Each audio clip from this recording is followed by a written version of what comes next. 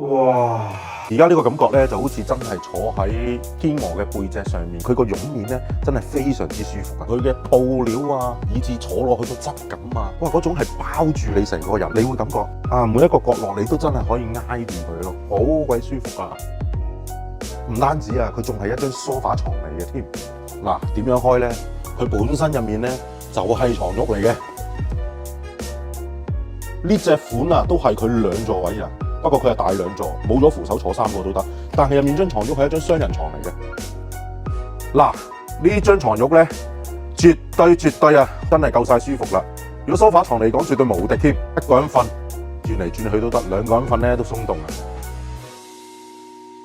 睇世界盃嘅朋友啊，講真嚟緊啊，晚晚睇波咁啊，如果有張好坐嘅梳化啊，坐下想瞓，一打開即刻瞓覺，咁啊再追下一場睇咯。